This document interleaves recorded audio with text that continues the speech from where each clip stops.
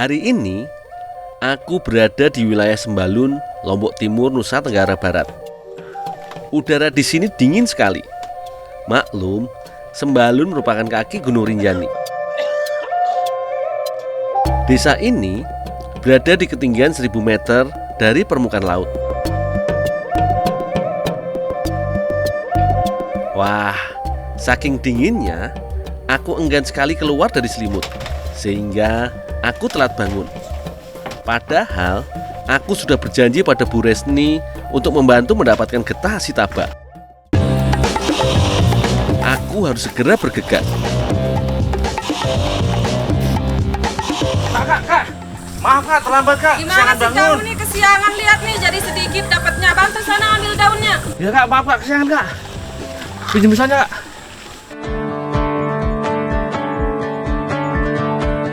Asitaba merupakan tanaman asli Jepang. Tanaman ini cocok untuk berkembang di dataran tinggi dengan udara yang sejuk dan bersih seperti di Sembalun ini. Warga di sekitar sini menjual getah dan juga daunnya yang dijadikan serbuk. Di pagi hari, getah yang didapatkan masih banyak sekali. Namun menjelang siang, getahnya mulai berkurang. Getah Asitaba berguna untuk mengobati penyakit darah tinggi. Khasiatnya sudah tidak diragukan lagi. Itu sebabnya 600 ml getah Asitaba dapat dibanderol dengan harga Rp300.000. Biasanya, getah maupun serbuk daunnya dijadikan sebagai campuran minuman dan diperjualbelikan ke mancanegara, khususnya ke Jepang, negeri asalnya.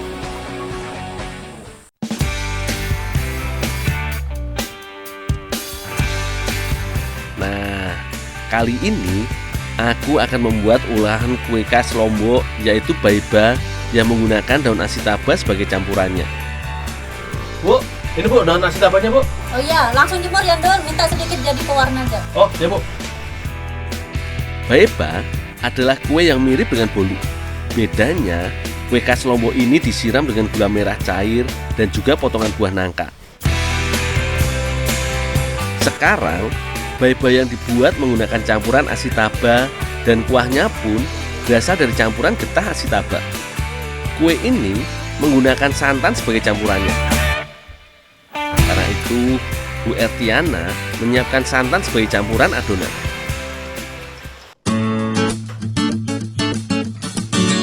Biasanya, kue baiba berwarna kuning saja. Tapi kali ini, kami akan membuatnya dengan sedikit berwarna.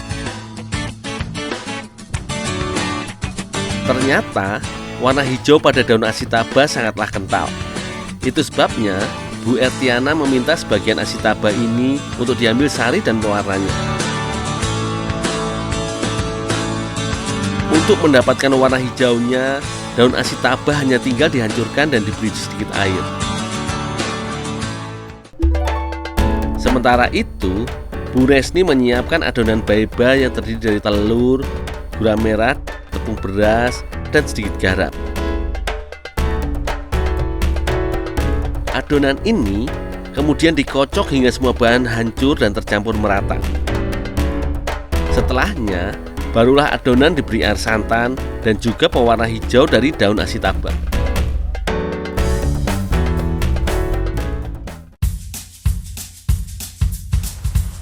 Sebelum dapat diolah, daun Asitaba haruslah dikeringkan dulu selama 2 hari.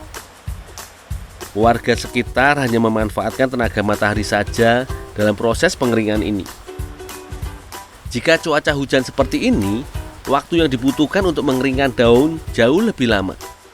Sengaja proses pengeringan tidak menggunakan oven agar hasil Asitaba lebih murni. Stok Asitaba yang sudah kering ini kutumbuk hingga halus seperti bubur. Untuk mendapatkan tekstur yang paling halus, aku mengayaknya terlebih dahulu. Asitaba pun siap untuk dicampurkan ke dalam adonan. Rasa getah Asitaba sangatlah pahit. Oleh karena itu, untuk dijadikan sebagai fla, getahnya harus diberi banyak campuran. Pertama-tama, getah direbus dengan air. Selanjutnya, ditambahkan susu kental manis agar rasanya tidak terlalu pahit. Tidak cukup sampai di situ untuk menghasilkan fla yang enak rasanya. Masih perlu ditambahkan gula pasir untuk menutupi rasa pahitnya. Nah, jika rasanya sudah mulai manis, adonan fla ditambahkan dengan tepung maizena sebagai pengental fla. Walau rasanya sudah ditambahkan banyak pemanis, namun khasiat dari getah Ashitaba tidak hilang begitu saja. Ketika sudah mengental, fla getah Ashitaba pun sudah siap untuk disajikan.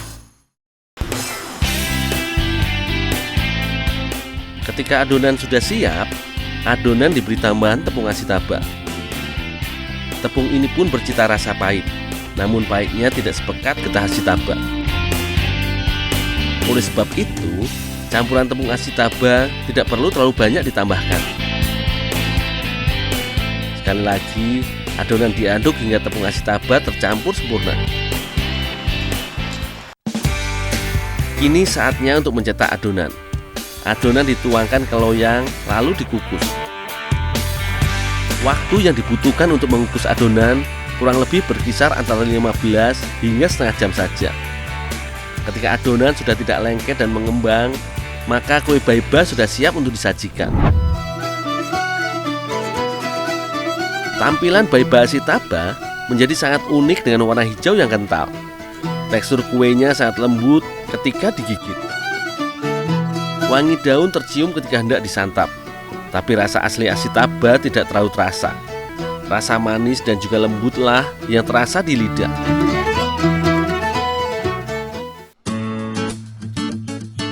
Perpaduan antara baiba dengan fla Ashitaba sangatlah cocok sekali ketika disantap. Rasa Ashitaba yang pahit ternyata dapat diinovasikan menjadi berbagai panganan yang enak rasanya dengan perbandingan pemanis yang pas. Dengan rasa yang enak, lewat baiba Ashitaba ini, kami juga dapat merasakan manfaat yang sangat baik bagi tubuh.